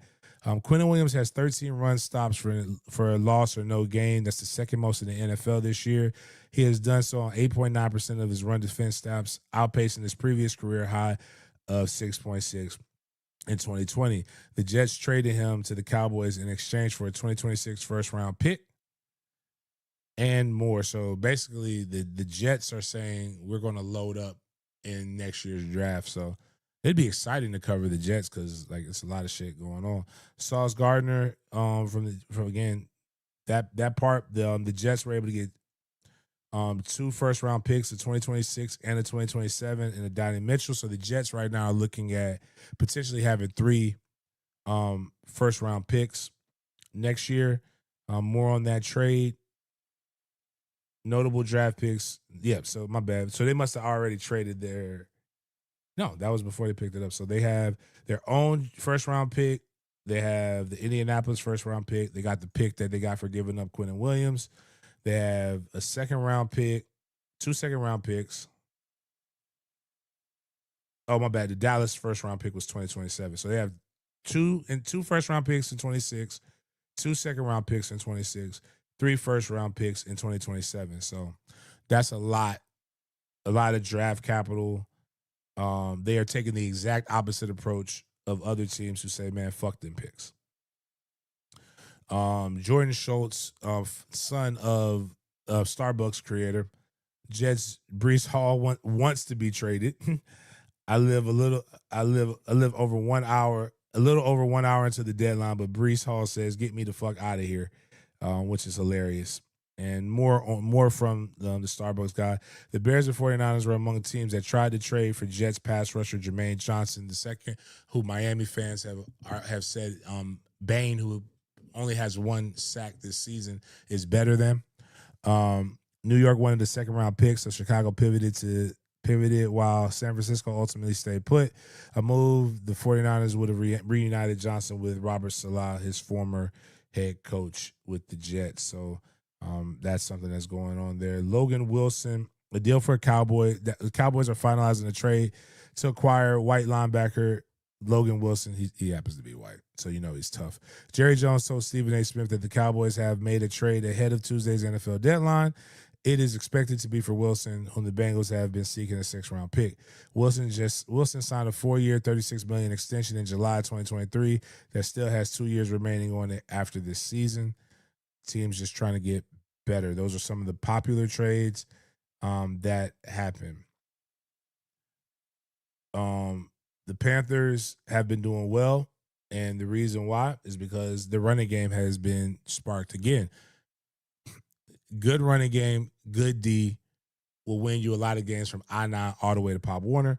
Rico, since week 5, is averaging 22 carries a game, 130 yards per game, 6.3 yards per carry, also 22 receiving yards every game. So getting the ball to the running back is something that's very, very good. And our very own Sheena Marie finally put that Rico Dowdle officially listed at running back 1 in the Panthers' latest depth chart. And Chuba Hubbard has been added to kickoff return chart. Cade Mays remaining the starter at center shows there's a possibility of his return happening soon. How much time have we been spending on this? We're doing good. I wonder, you think she'll answer? Since we're talking about Panthers and shit, just throw people up on there. Got to catch them off guard.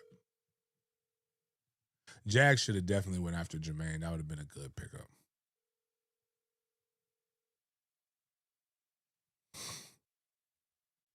We need to have a Sheena pick on deck. Hello? What's up, girl? What you doing? Making some cookie batter. You sending me? So you gonna send me some cookies? Making some cookie batter. I'm saying, do I get to partake in this? You don't even know what type of cookies they are. Snickerdoodle? No, they are cinnamon roll cheesecake stuff. The fuck? Who cares? It's cinnamon roll cheesecake. Who doesn't want a cinnamon roll cheesecake cookie? Tell me about Rico Love. What does this dude like? Why is he balling right now? Rico Love. Rico Love, yeah. What's going on? Why is he?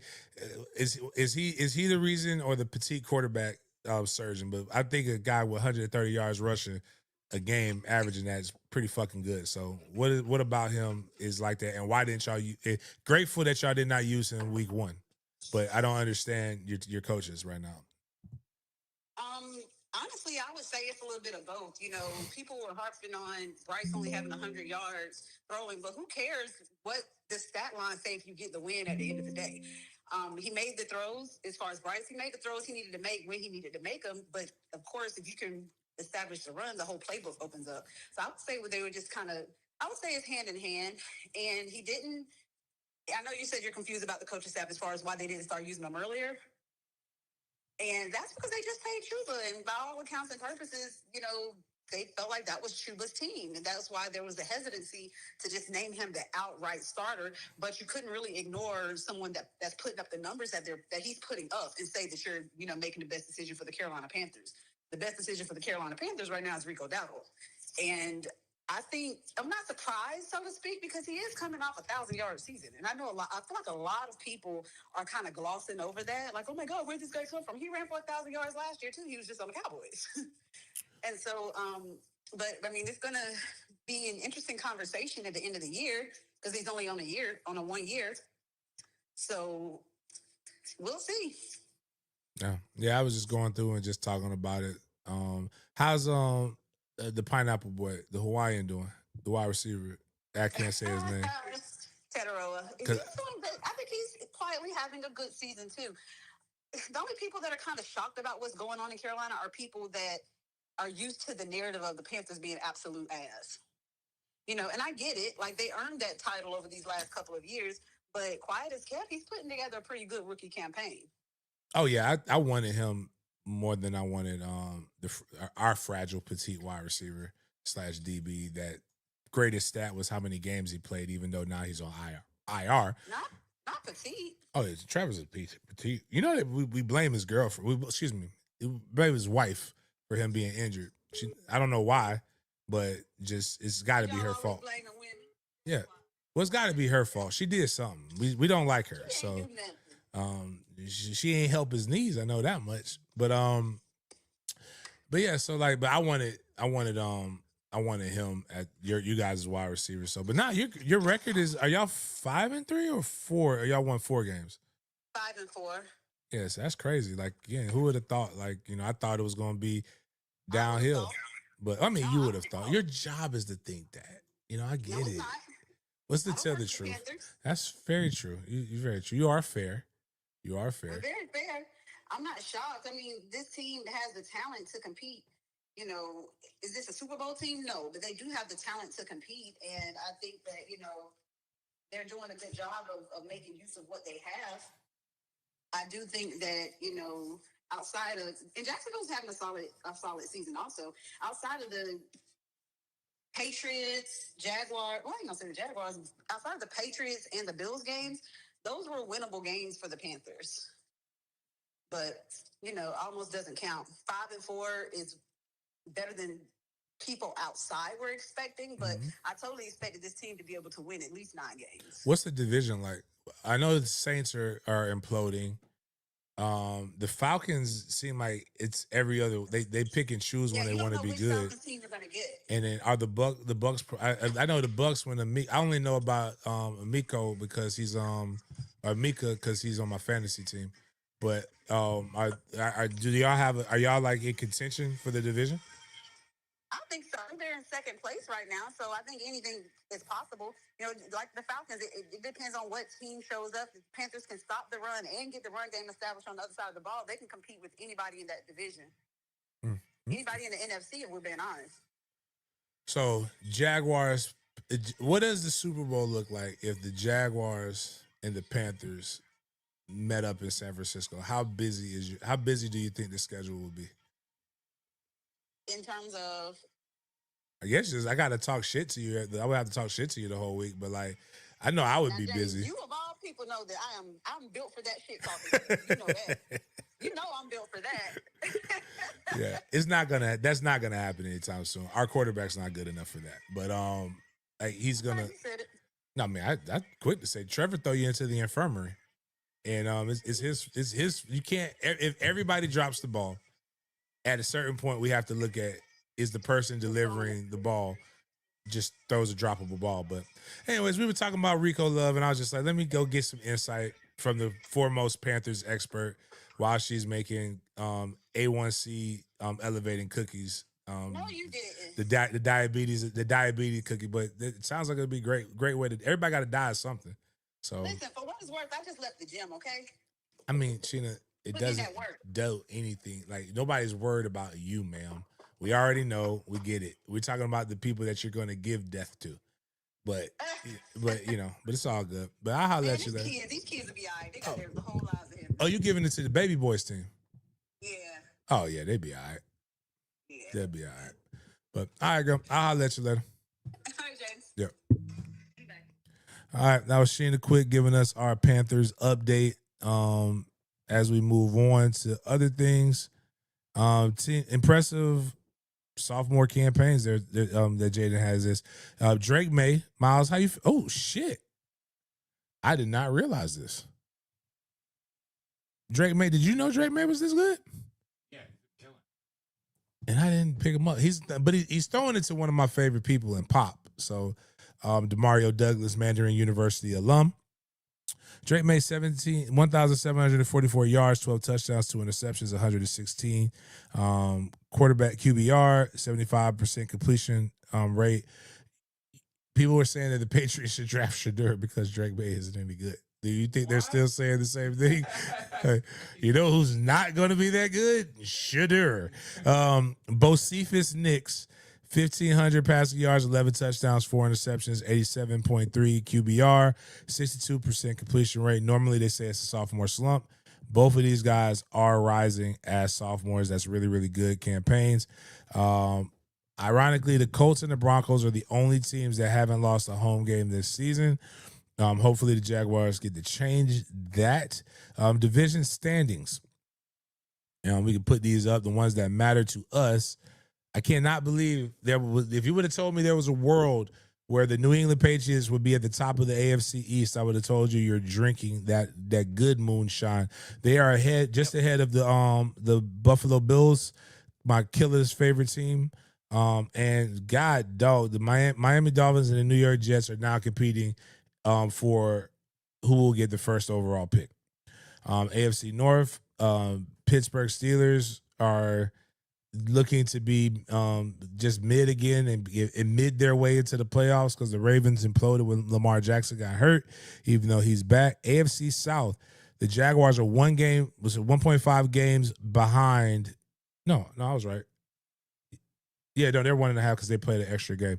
The Jaguars are 1.5 games behind the Indianapolis Colts. But they're 7-2. If you would have told us that Daniel Jones would have them with that record, everybody would have called you crazy. With them having a showdown, with Indianapolis Colts going to the tougher back half of their schedule.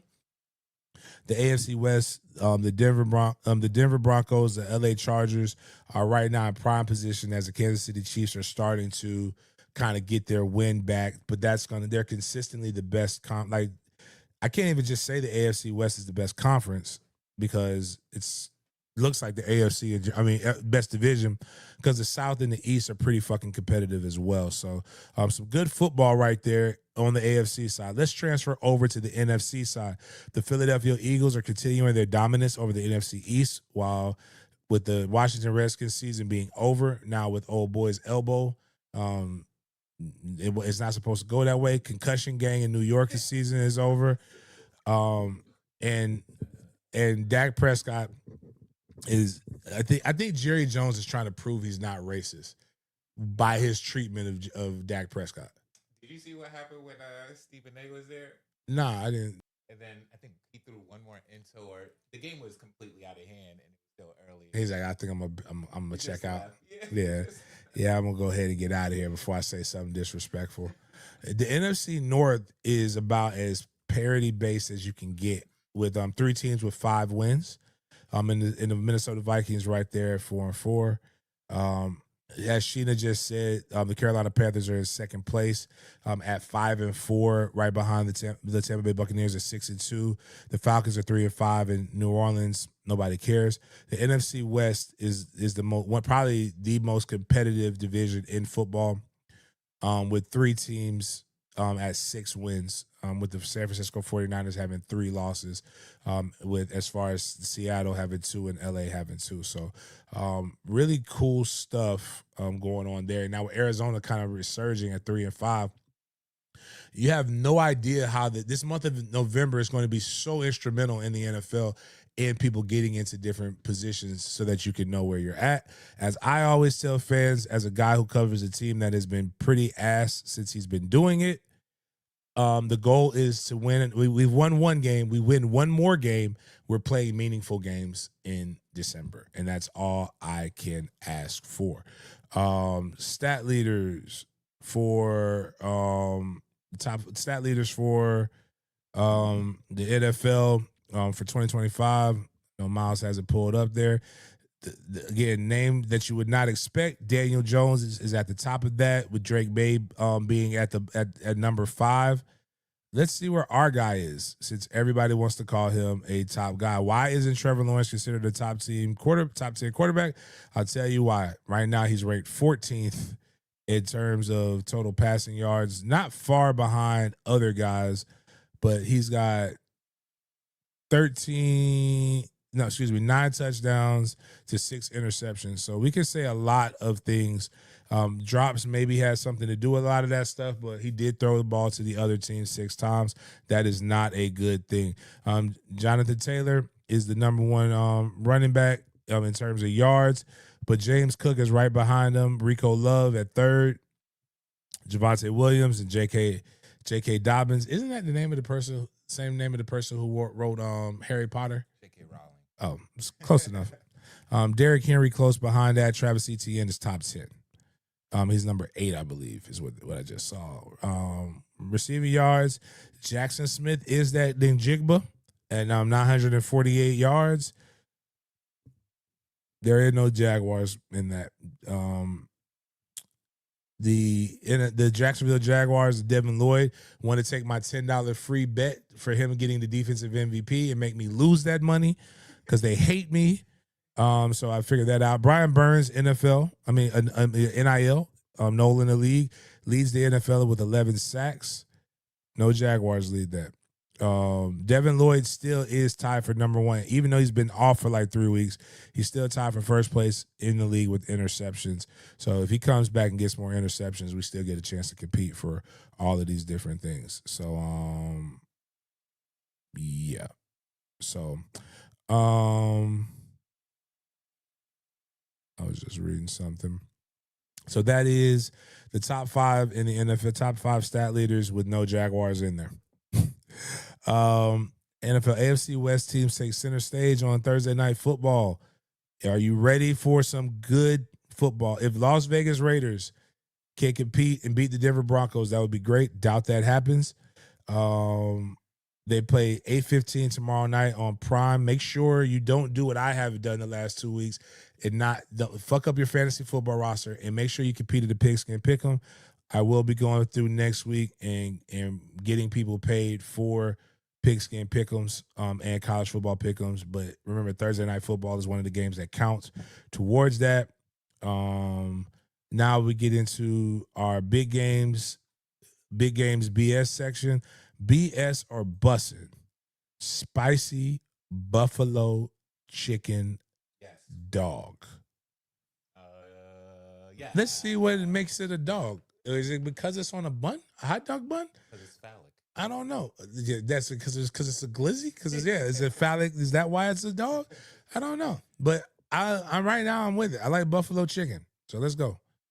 I'm assuming this is like a chicken tender because we don't not chicken nugget. We don't all know what's in and a a chicken cool nugget. little hack: place a skewer in the middle, use a plastic bag, No, I mean I don't know. and then smear your chicken over the plastic bag to roll out a perfect skewer of chicken. And now we're gonna batter it and deep fry it until it's golden This is brown not all a the way dog. around. This is Then hit it disrespectful. with This is some just buffalo sauce fried to buffalo spice chicken. it up. Put it in a bun with some coleslaw, pickles, and finish it with ranch dressing and scallion. Spicy buffalo chicken dog. I've got some ground chicken here and a cool little I'm gonna eat it, but I'm not gonna eat it in front of people. Yeah, for real. Like it's the white sauce. It's just, but it looks delicious, dog. Make it a sandwich. Right? Like it just doesn't. Why? Yeah. Why can't we just? Because this is, like I said, they only call it a hot dog because it's on a hot dog bun. It doesn't make sense. You didn't have to call this that. Like, look at it. Like that is a buffalo chicken sandwich. I don't like when they put so much other stuff in it that it can't. Like I don't like the cold. Like, is that coleslaw at the bottom of it? Yeah, I don't need. I don't know why they did that. The pickle. What people don't realize, a pickle on a chicken sandwich is to reset the palate, so you can enjoy the flavors. But yeah, I'm fucking eating that. I'm eating it. I ain't gonna hold you. That was an easy one. Now the volume works when we don't need it. All right, I don't know. Vince and Carmelo Anthony used the sandbox to break down McDaniel's pick and roll ball handling. Like I like the fact that they like. Did you see the pause moment that they had? Yeah, we played that. Oh yeah, so like yeah. So let's see these two men talk about ball handling. We're gonna break it down right here on the board in the sandbox. Looks like this. Here it is again. He's in transition. Go ahead, move it ahead. He didn't have the ISO. There, right there, stopping. You see Knipple going under. That's where the decision making, Mike Conley being the vet, gets through, clears out that backside, because we know Gobert wants to be a roller, not a pop guy. So you have to clear it out. So now, ball or they gotta, I don't want to watch this anymore. This one, okay, I guess the idea. So this is going to be next level. He's putting the pressure on. Clearly, this is like they ain't got enough reps of this yet. With the late switch, who are y'all talking to? There's video. Comes an opportunity for McDaniels to attack the big to like I'm liking what they're doing, but like it's just not like they don't know, because sometimes too it's not their fault. They got big hands. And you don't like you try to push it and you might have pushed it too hard, so it gives it a they got to get more reps on this and make this cleaner. But like I like how they're taking the animation and showing you how this works. Stuff that I would really like to do, and I see some people do it on YouTube. They replay plays on Madden or NCAA that happen so that you can get an idea of how this kind of stuff works, and they're educating the base. And who better than two guys who are Hall of Famers to tell you about what's going to go down and how this shit really, really works? I think that's kind of cool. But yeah, like I think the graphic, I think they could have. I think the budget could have been. I know we're in furloughs and the shutdown, and the economy's a little bad. We could have got better graphics than this, though.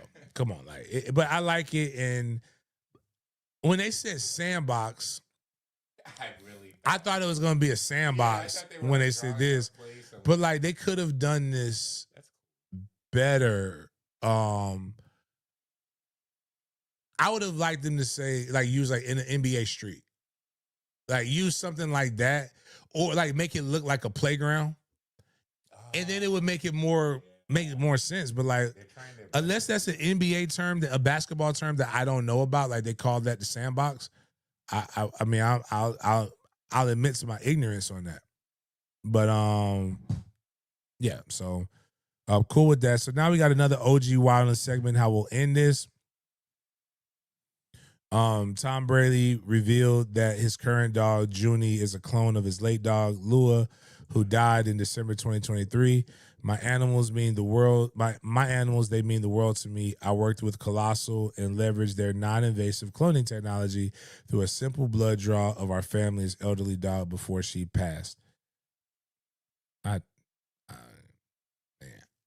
Tom Brady is a guy who is the example of being great. If Tom Brady is willing to leave his family, doesn't it make sense though? Yeah, he left his family to be great. So the only thing that's truly loyal to anybody, which is why I don't understand why women say all men are dogs. Dogs are the most loyal creatures. So you should want a dog. If you feed a dog and you treat a dog well-ish, and a dog will find somebody. And I'm gonna tell you what happened. So like, I'm not doing this for Charlie. I can promise you that. But Charlie is my down ass bitch though. Charlie knew I didn't want her, and Charlie made me love her. But yeah, but like Charlie listens to me. She doesn't listen to anybody else. I come in, I do all that shit, I snap, she comes around, boom. She knew I didn't want her. And she was just like, I'm gonna make him love me. Like, and that's what dogs do when they want you to be around. So that's why you know what? Tom's wife didn't make him love her. She got mad, she tried to give him the old tomato. And the old tomato don't work for dudes who real dudes, man. Like Tom was like, man, like, yeah, you a model and everybody gonna say I fumbled you or whatever, but I'm fucking Tom Brady. Like, I don't need your money. I don't need this. I don't need money because I'm Tom Brady. I brought Super Bowls to Boston, and they never thought that was gonna happen. And I brought one back to Tampa. I can walk anywhere in Tampa and get whatever I want to eat, and I can go in Boston damn near anywhere I want. They like me over Belichick now. But love you, Bill. Yeah, I still love Bill. I think Bill's problem is just what happens to every great man. It's haters. That's what it is. Well, no, I'm just saying Bill got caught up in some pussy that something strange, and he was hanging out with Rob Kraft. You know, Rob is a nut ass freak bull, but he old. So like when you old. You old your body, like Bob like the prostate exams. So that's what fucked him up. And then now Bill like, I don't necessarily want that, but I want to give me a young broad. And he could buy us freedom. Yeah. Some people like, that's why, when I heard an old white man tell me that in Ponte Vedra, he's like, yeah, I didn't want to divorce my wife, but I could afford my freedom. I said, damn, that is a wild ass statement. But like, when you really kind of look at it, he was right. So, but yeah, it's just, Tom's all right. I mean, just look. I mean, he's riding around on an electric scooter in a peacoat and khakis in a Scully. Like, that's just white freedom that I just want to, I envy. Like, but they do shit like he gonna leave all his money to his dog. Like, that's the type of shit he gonna do. But anyways, man, I appreciate everybody here, especially the people who are on Twitter who do not follow instructions. There's a shit ton of y'all over there. Please take a gander over there to the YouTube channel. Just click the like button, subscribe. That's how we get paid our money. We'll be here on Friday we will not have anything streamed this Friday night because there are no high school games. So I don't know what I'm going to do on Friday, but I'm going to vibe. We may even have a nice little special, some kind of show or some other shit that we do. Maybe some cool stuff.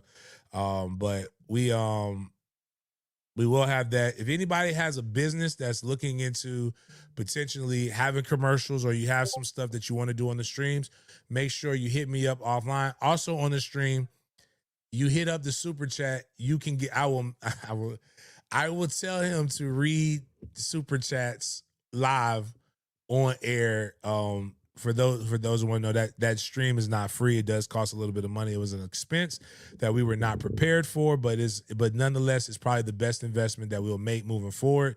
A lot of you guys love what we're doing over at Mandarin University. We're going to continue to try to push and strive to make sure you have one of the most premier programs that you get to watch on Den Media Group coming out of Northeast Florida. Outside of that, I got to get my day started. We will have some more content coming up to you with the TaxSlayer Gator Bowl Drive the Selection Show presented by Toyota. And outside of that, appreciate everybody for chopping it up with me. We will see you guys next time.